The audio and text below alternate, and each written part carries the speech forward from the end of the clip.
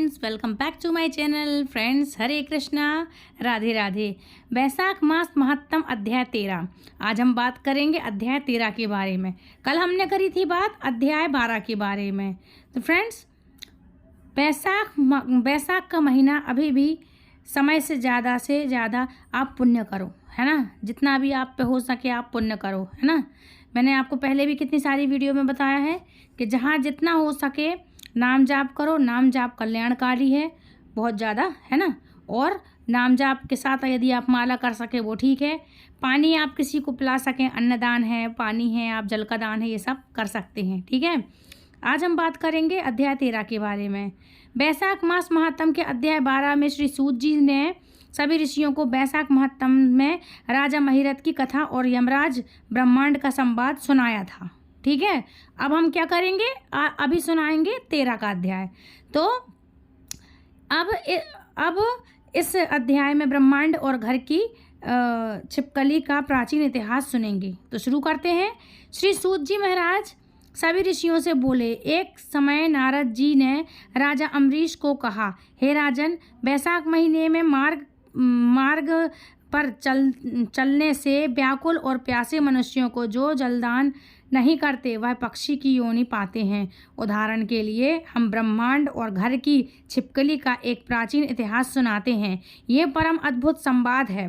प्राचीन काल में इस बांकू के वंश में हेमांग नामक एक राजा हुआ। वो ब्राह्मणों का भक्त, आनंद चित, शत्रु और जितेंद्रिय था। पृथ्वी में जितने बालू के कण हैं, समुद्र में जितना जल की बूंदें हैं और आकाश में जितने तारे हैं, उतनी ही गौ उस राजा ने दान की थी। उसने बहुत से यज्ञ किए। उन यज्ञों की कुशा से पृथ्वी पर कुशा ही कुशा दिखाई देने लगी तथा गौ, भूमि, तिल और स्वर्ण दान से बहुत से ब्राह्मणों को प्रसन्न किया। कोई ऐसा दान नहीं था जो उसने नहीं किया। पर राजन सुख की इच्छा करने वाले उस राजा ने एक जल का दान नहीं किया। ब्राह्मण पुत्र महात्मा वशिष्ठ जी ने उसे ज्ञान भी कराया कि जल दान करो, परंतु उसने दुर्बुद्धि हेतु बात के लिए कहा कि चलो बाद में कर देंगे। जल तो बिना मूल्य का मिलता है, फ्री का होता है, इसे दान करने वालों का क्या फल मिलेगा। ऐसी बातें कही और ब्राह्मणों को जलदान नहीं किया और कहने लगा कि दुर्लभ वस्तु दान करने से ही पुण्य मिलता है। मतलब जो महंगी वस्तु हो, बहुत रेयर हो, ये चीज़ दान करने से पुण्य मिलता है। जल तो फ्री का मिलता है, ये जल की क्या आवश्यकता दान करने की। और यह ठीक भी है। वो राजा लूले, लंगड़े, दरिद्री और जीविकाहीन ब्राह्मणों की सेवा तो करता था, किंतु वेद पाठी तत्वयानी और ब्रह्मवादियों की पूजा नहीं करता था। वो राजा कहा करता था कि विख्यात ब्राह्मणों की पूजा सेवा तो सभी करते हैं, परंतु अनाथ, बिना पढ़े लिखे, लूले, लंगड़े ब्राह्मण और दरिद्रों की बड़ी दुर्गति है। अतः ऐसे ही लोग मेरी दया के पात्र हैं। इस प्रकार वो दुर्बुद्धि कुपात्रों को दान देता रहा। इस महादोष के कारण 3 जन्म तक उसे चातक की योनि मिली। फिर 1 जन्म गिद्ध बना और 7 जन्म तक कुत्ते की योनि में रहा। फिर ये राजन वह एक राजा के घर छिपकली की योनि में जाकर रहने लगा। उस राजा का नाम शुद्ध कीर्ति था और मिथिलापुरी का वह राजा था। वो छिपकली जो पिछले जन्म का राजा था, उसी के घर के दरवाजे की चौखट के ऊपर कीटों का भक्षण करती हुई 87 वर्ष तक वहीं रही। एक दिन देवयोग से मुनियों में श्रेष्ठ श्रुतिदेव नामक ऋषि दोपहर के समय मार्ग से थके मिथिलापति के घर आए। उन ऋषि को देखकर राजा अत्यंत प्रसन्न हुआ और सासा उठकर बड़े आदर सत्कार से मधु पाक आदि से पूजन कर चरण धोने लगा और चरणों तक को अपने मस्तक पर चिपका। जब वो चरणों तक चिपक रहा था तब देवयोग से एक बूंद जल की उस छिपकली पर गिर पड़ी। जल की बूंद पड़ते ही उसे ज्ञान हो गया। और नाना योनियों में दुखों से दरिद्र हो, मतलब दरिद्रता को प्राप्त हुआ था, जो वो नाना प्रकार के दुखों से उन योनियों से दुखित होकर ब्राह्मण देवता से हाय हाय करके कहने लगा, ब्राह्मण देव, हे ब्राह्मण देव, मेरी भी रक्षा करो। अब एक छिपकली का ऐसा शब्द सुनकर मुनिश्रुत देव जी को बड़ा आश्चर्य हुआ और वह कहने लगे, गोधा तू कहाँ है? गोधा यानी छिपकली। फिर कहा, तू क्यों विलाप करता है? तेरी दशा कैसे हुई? तू देवता है कि पुरुष है, या कोई राजा है, या ब्राह्मण है? हे महाभाग्य, कह तो सही, मैं आज ही तेरा उद्धार करूँगा। ऋषि की ऐसी बातें सुनकर वह छिपकली रूप में राजा हेमांग शुद्ध देव जी से कहने लगा है, श्रेष्ठ मुनि, मेरा जन्म इवाक कुल में हुआ था और मैं वेद शास्त्रों का पुण्य ज्ञाता था।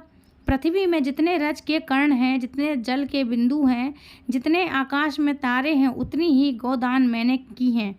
मैंने बहुत से यज्ञ किए हैं, बवली कूप और तालाब बनवाए हैं, अनेकों दान दिए हैं और धर्मपूर्वक राज्य भी किया है, तो भी मेरी ऐसी दुर्गति हुई और मुझे स्वर्ग नहीं मिला।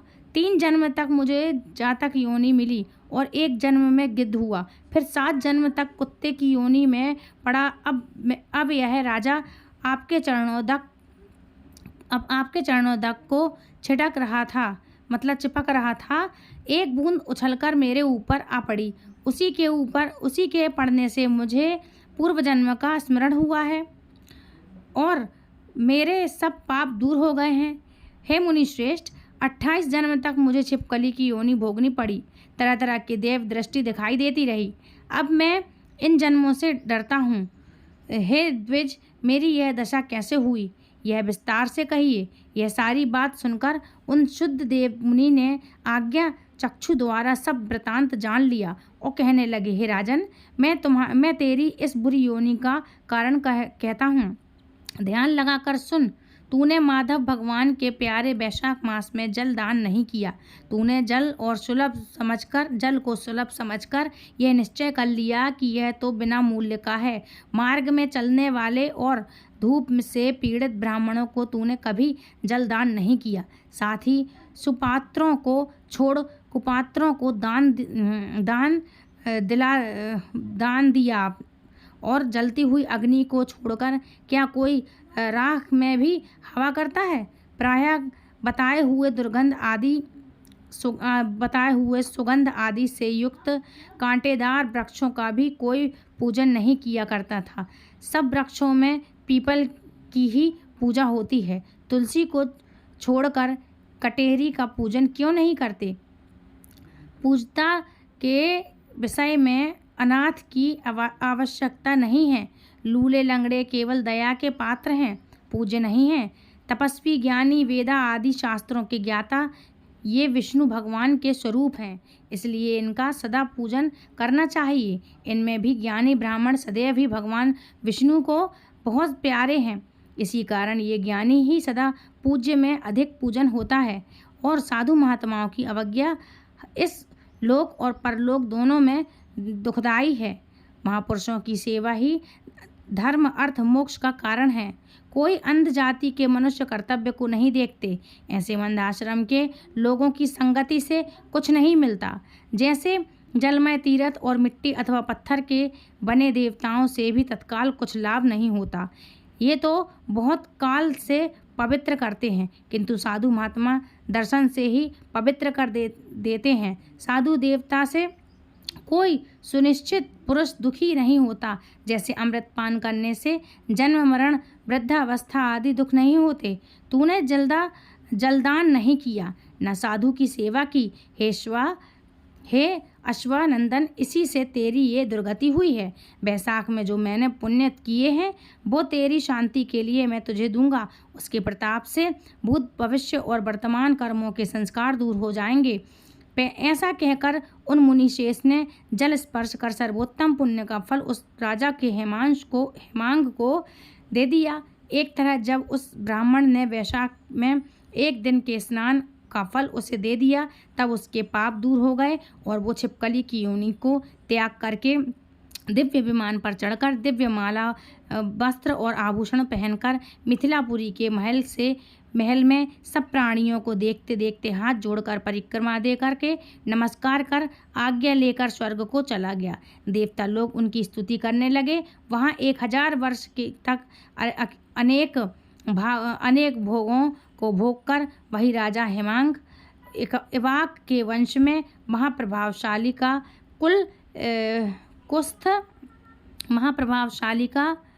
कुस्थ नाम से पैदा हुआ और सप्त दीपवुड का सखा और विष्णु जी का अंश हुआ। तब वरिष्ठ जी ने वैशाख मास में सब कर्तव्य धर्म सुनाए और जिनके करने से उनके सब दुख दूर हो गए और दिव्य ज्ञान को पाकर विष्णु जी सायुज्य मुक्ति को प्राप्त हुआ। इसलिए यह वैशाख संपूर्ण शुभ फलों का दाता है।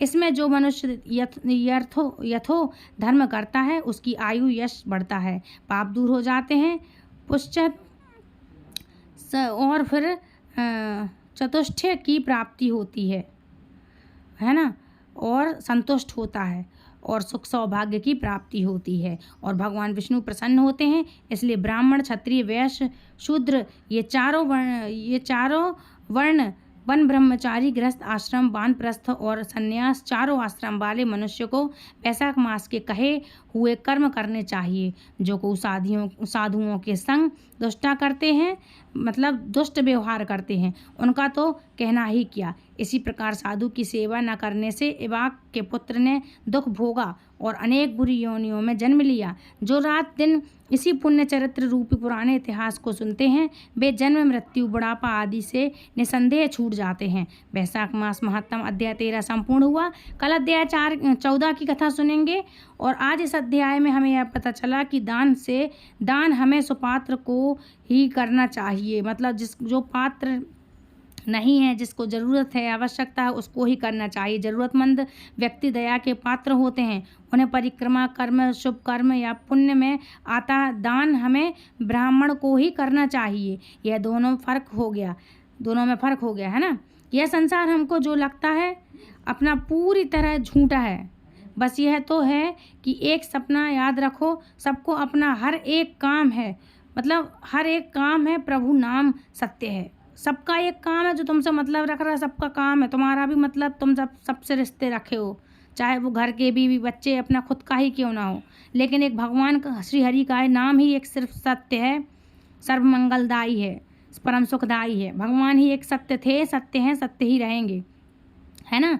इन सब का नामा है जब पता, मतलब कृष्ण, कोई आपके साथ नहीं रहेगा, सिर्फ कृष्ण ही आपका सहारा है। तो फिर क्यों इस जग में आस लगाकर बैठे हो? क्यों धर्म और कर्म के साथ जाएंगे हम, बाकी सब यहीं पर रह जाएगा। जिनकी मर्जी बैंक बैलेंस बढ़ा लो, जितना चाहे बैंक बैलेंस बढ़ा लो, है ना। हम जग पर तो ज़्यादा ध्यान देते हैं पर कर्मों पर अपना ध्यान नहीं देते। इसलिए जागो, सोचो। और कलयुग में तो बड़ा सरल है कि आप भक्ति से भगवान को कैसे प्रसन्न करोगे, है ना। भगवान बहुत कृपालु हैं, बहुत दयालु हैं। भगवान ने हम पर बड़ी कृपा करी है, जो इस युग में हम आपको इतना सुना पा रहे हैं, जलदान कर रहे हैं, भगवान का नाम ले पा रहे हैं, ठीक है। कलयुग केवल नाम आधार, हर वीडियो में मैंने आपको बताया है। तो इस कलयुग में भगवान के नाम से आप अपना संपूर्ण जीवन को सुखी करो और वैशाख मास का महात्म्य सुनो और दूसरों तक शेयर जरूर करो ताकि अपने धर्म का प्रचार हो सके। ये भी एक सेवा ही है। और हरे कृष्ण महामंत्र का जाप करो, ये महामंत्र है हरे कृष्ण कृष्ण कृष्ण हरे हरे, हरे राम राम राम हरे हरे, है ना। तो ये है महामंत्र। तो इस वैशाख मास में शेयर करो, दूसरों को बताओ, खुद भी शास्त्रों का ध्यान करो और शास्त्रों का अपने ज़्यादा से ज़्यादा दूसरों को बताओ, समझाओ। ये भी एक प्रकार की सेवा ही है, ठीक है। मिलती हूँ ऐसे इंटरेस्टिंग जानकारी के साथ नेक्स्ट वीडियो में। तब तक के लिए फ्रेंड्स, राधे राधे, हरे कृष्णा।